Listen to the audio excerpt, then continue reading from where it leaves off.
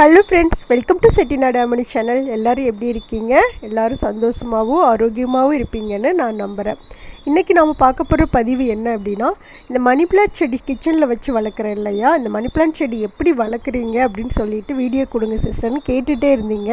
உங்களுக்காக தான் இந்த பதிவு. நான் வீட்டில் எப்படி வச்சு வளர்க்குறேன், வெளியில் போர்ட்டிக்கோவில் எப்படி வச்சு தொட்டியில் வளர்த்திட்ருக்கிறேன், அதே போல் வீட்டுக்குள்ளே கிச்சனில் எல்லாம் நான் வந்து மணி பிளான்ட் செடி வச்சு வளர்த்திட்ருக்கிறேன். விநாயகருக்கு முன்னாடியும் மணி பிளான்ட் செடி வச்சு வளர்த்திட்ருக்கேன். அதை நான் வந்து எப்படி வளர்க்குறேன், எப்படி அதை பராமரிப்பு பண்ணுறேன் அப்படின்னு சொல்லிட்டு தான் இந்த வீடியோ. உங்களுக்கு கண்டிப்பாக இந்த வீடியோ பிடிக்கும்னு நினைக்கிறேன். பிடிச்சிருந்ததுன்னா செட்டிநாடு அம்மணி சேனலை சப்ஸ்கிரைப் பண்ணிக்கோங்க. பக்கத்தில் இருக்க பெல்லைக்கானை கிளிக் பண்ணிவிட்டு உங்கள் ஃப்ரெண்ட்ஸ் ஃபேமிலி எல்லாருக்கும் இதை ஷேர் பண்ணிவிடுங்க. ஓகே, வாங்க இப்போ நாம் வீடியோக்குள்ளே போகலாம்.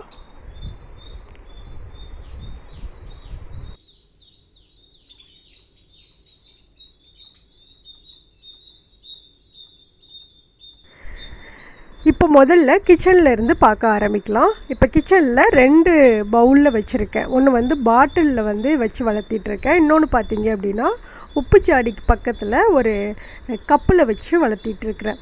இது எப்படி இவ்வளோ க்ரோத்திங்காக வளர்ந்துட்டுருக்குது அப்படிங்கிறத பார்க்கலாம். இப்போ பாருங்கள், இப்போ அன்னபூர்ணி தாயாருடைய ஃபோட்டோவுக்கு பக்கத்தில் ஒரு சின்னதாக ஒரு ஆணி அடித்து இந்த பாட்டிலில் வந்து கட்டிட்டு அதுக்குள்ளே மணி பிளான்ட் செடியை போட்டிருக்கிறேன். இதில் நான் எதுவுமே மண் எதுவுமே சேர்க்கலை, வெறும் தண்ணியில் மட்டும்தான் வளர்த்திட்ருக்கிறேன். இப்போ நான் தண்ணி மாற்றி பார்த்திங்கன்னா 1 வாரம் ஆச்சு. ஏன்னா 1 வாரம் கிட்டத்தட்ட 15 நாள் ஊருக்கு போனதுனால நான் வந்து கரெக்டாக பராமரிக்க முடியல, அப்படியே வச்சுட்டு போயிருந்தேன். இப்போ அதில் பார்த்திங்கன்னா கொஞ்சம் பழுத்த இலைகள்லாம் இருக்குது. இப்போ அதை எடுத்துட்டு நம்ம தனியாக எல்லாத்தையுமே ரிமூவ் பண்ண ஆரம்பிக்கலாம்.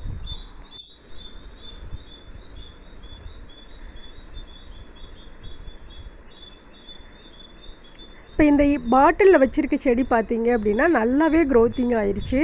நல்லா வந்து அந்த பாட்டில் ஃபுல்லாமே வேறாக தான் இருந்தது. இப்போ அதை தனியாக நான் எடுத்து காட்டுறேன்.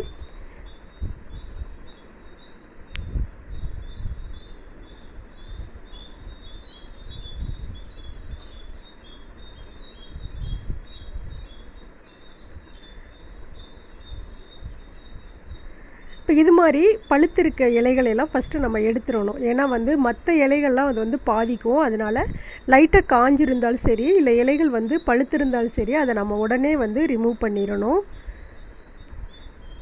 இப்போ பாருங்கள், அந்த பவுலில் வெறும் தண்ணி ஊற்றி தான் வந்து மணி பிளான்ட் செடியை கட் பண்ணி நான் வந்து உள்ளே போட்டேன். இப்போ அது ஃபுல்லாக நல்லா வேர் விட்டு நல்லா தளைஞ்சு வந்திருக்குது பாருங்கள். இதை நான் எப்படி வந்து கட்டிங் பண்ணணும் அப்படிங்கிறத அப்படியே நான் காட்டிகிட்டே வர்றேன். வீடியோவை ஸ்கிப் பண்ணாமல் பாருங்கள்.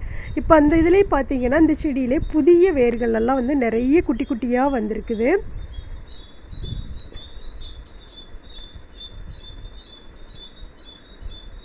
இது நம்ம வீட்டுக்குள்ளே எங்கே வேணாலும் வச்சு வளர்க்கலாங்க. நான் வந்து கிச்சனில் வச்சு வளர்த்திட்ருக்கிறேன். நீங்கள் பெட்ரூமில், ஹாலில் எங்கே வேணாலும் வைக்கலாம். நான் ஹால்லையும் பார்த்தீங்கன்னா விநாயகருக்கு முன்னாடியும் ஒரு குடுவையில் வச்சுருக்கேன். இப்போது இந்த தண்ணி பார்த்திங்கன்னா இது வச்சு கிட்டத்தட்ட 15 நாளுக்கு மேலே ஆகுதுங்க. தண்ணி ஃபுல்லாக குறைஞ்சிருச்சு. இப்போ நம்ம 1 வாரத்துக்கு வச்சோம் அப்படின்னா அந்த தண்ணி வந்து குறைஞ்சிரும். ஆனால் வாரம் அந்த தண்ணியை நம்ம மாற்றிடணும். இல்லை அப்படின்னா செடிகள் வந்து அழுக ஆரம்பிக்கும். புதுசாக தண்ணி, பழைய தண்ணியை கீழே ஊற்றிட்டு புதுசாக தண்ணி பிடிச்சி நம்ம வச்சுட்டு திரும்ப அந்த செடிகளை உள்ளே வச்சிடணும். இப்போ பாட்டிலில் உள்ள செடியுமே எடுத்துகிட்டே பாருங்கள். இப்போ இதுலேயுமே பார்த்திங்கன்னா நிறைய வேர்கள் விட்டு புது புது வேர்கள்லாம் வந்து நல்லா வந்து க்ரோத்திங் நல்லா ஆகிருக்குது. இப்போ இந்த பாட்டிலில் தண்ணி ரொம்ப கீழே போயிடுச்சு. ரொம்ப பழைய தண்ணியாகவும் இருக்குது, அழுக்காகவும் இருக்குது. இப்போ பார்த்தீங்கன்னா இந்த பாட்டிலில் வந்து இது மாதிரி சின்னதாக ஒரு கயிறு கட்டி தான் விட்டுருக்குறேன் அந்த ஆணியில் மாட்டுறதுக்காக. இப்போ இந்த தண்ணி எல்லாத்தையும் நம்ம கீழே ஊற்றிடலாம்.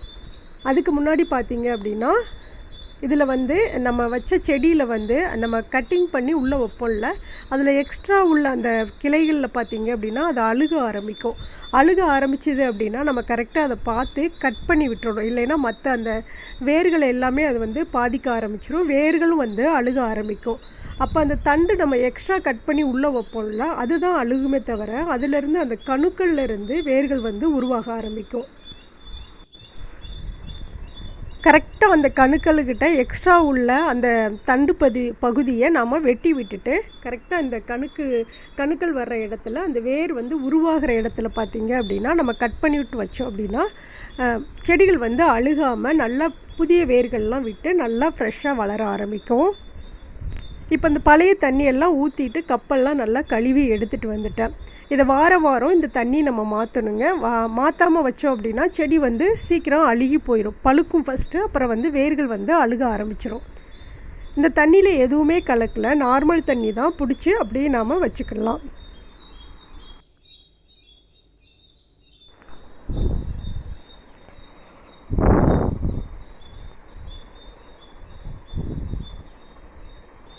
இப்போது இந்த பழைய இலைகள் எல்லாம் பறிச்சிட்டோம். அதே போல் அழுகுன அந்த வேர்கள் தண்டுகள் எல்லாத்தையுமே கட் பண்ணி விட்டுட்டோம்.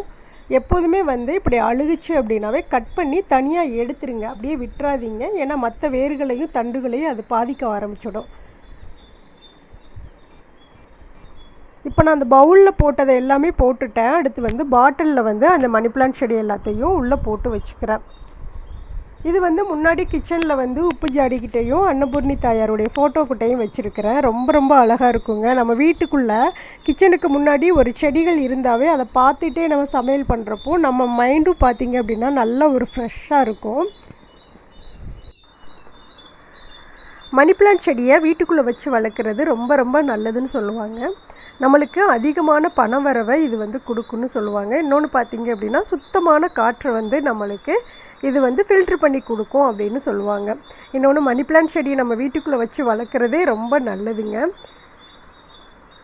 இவ்வளோ தான் இதுக்கு நான் வந்து பராமரிப்பு கொடுக்குறதுங்க. அதாவது வாரத்துக்கு ஒரு முறை சுத்தமான தண்ணி இதுக்கு கொடுத்துருவேன். பழைய தண்ணியெல்லாம் கீழே ஊற்றிடுவேன். அதே போல் பழுத்த இலைகள் எல்லாம் ரிமூவ் பண்ணிடுவேன். அப்புறம் பார்த்திங்கன்னா வேர்கள் வந்து லைட்டாக அழுகியிருந்தாவோ தண்டுகள் அழுகியிருந்தாவோ அதை கட் பண்ணி எடுத்துகிட்டு மறுபடி திருப்பி நான் வந்து தண்ணி மாற்றிட்டு எடுத்து வச்சுருவேன். அவ்வளோதான் இதோட பராமரிப்பு. வேறு எந்த ஒரு உரமும் எதுவுமே நான் கொடுக்கறது கிடையாது.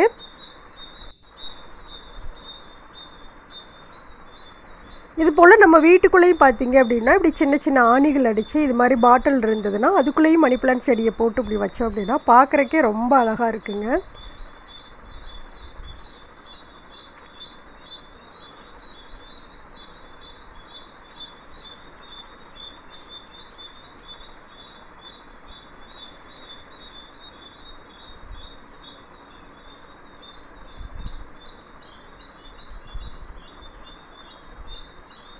இது மாதிரி நம்ம கிச்சனில் வச்சுக்கலாம், பெட்ரூமில் வச்சுக்கலாம், பூஜை அறையில் வச்சுக்கலாம், ஹாலில் வச்சுக்கலாம். நம்ம எங்கெங்கே வைக்கணும்னு நினைக்கிறோமோ அங்கெல்லாம் இதே மாதிரி வச்சு நம்ம வளர்க்க ஆரம்பிச்சுக்கலாம்.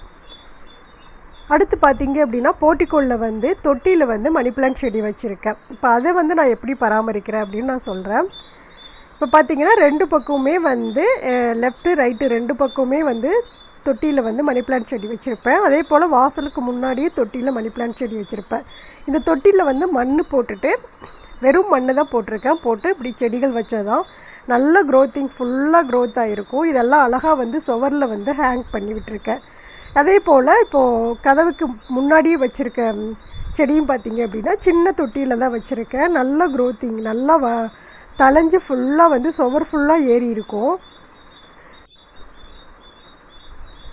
இப்போ இந்த தொட்டி செடிக்கு நான் எப்படி தண்ணி கொடுக்குறேன் அப்படின்னா நம்ம அரிசி களைவோம்ல அந்த தண்ணி மட்டும்தான் இதுக்கு உரமாக கொடுக்குறேங்க. வேறு எதுவுமே இதுக்கு நான் உரமாக கொடுக்கல. ஒரு டைம் வந்து பூச்சி வந்தது மாதிரி, அதாவது எறும்பு வந்து புத்து வைக்க ஆரம்பிச்சுது. அப்போ கொஞ்சம் எறும்பு பொடி தான் போட்டு விட்டேன். அது போக பார்த்திங்கன்னா இந்த குளவி கூடு மண் குளவி இருக்குல்ல அது வந்து அந்த மண்ணில் வந்து கூடு கட்டும். அதுக்கும் பார்த்திங்க அப்படின்னா அந்த எறும்பு பொடி தான் கொஞ்சம் போட்டு விட்டேனே தவிர மற்றபடி எந்த ஒரு உரமுமே கொடுக்குறதில்ல. அரிசி களைஞ்ச தண்ணிகள் மட்டுமே தான் இதுக்கு நான் உரமாக கொடுக்குறேன். அதுக்கு தான் இவ்வளோ க்ரோத்திங் வந்து நல்லா தளைஞ்சி வருது. நீங்களும் இது மாதிரி மணி பிளான்ட் செடி வெளியில் வச்சு வளர்த்திங்க அப்படின்னா ஒரு தொட்டி எடுத்துக்கோங்க. ஒரு தொட்டியோ இல்லது பக்கெட்டோ இல்லது வந்து நம்ம உடஞ்ச குடங்கள்லாம் வச்சுருப்போம்ல அதை பாதியாக கட் பண்ணிவிட்டு கூட இது மாதிரி மண் போட்டுட்டு இப்படி செடிகளை வச்சு வளர்க்க ஆரம்பித்தோம் அப்படின்னா நல்லா வளர ஆரம்பிக்கும். 2 நாளைக்கு ஒரு டைம் மட்டும் அந்த அரிசி களைஞ்ச தண்ணியை கொடுங்க.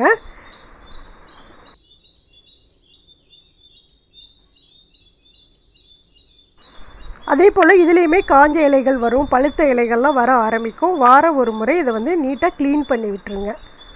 அவ்வளோதான் இதுக்கான பராமரிப்புங்க. அப்புறம் பார்த்திங்கன்னா வீட்டுக்குள்ளே பார்த்திங்கன்னா இந்த குடுவையில் வந்து தண்ணி ஊற்றி ஒரே ஒரு மணி பிளான்ட் செடி கட் பண்ணி வந்து கொண்டாந்து உள்ளே போட்டேன். பாருங்கள் அந்த குடுவை ஃபுல்லாமே வேர் விட்டு அழகாக 2 இலை விட்டு தளைஞ்சி வந்திருக்குது.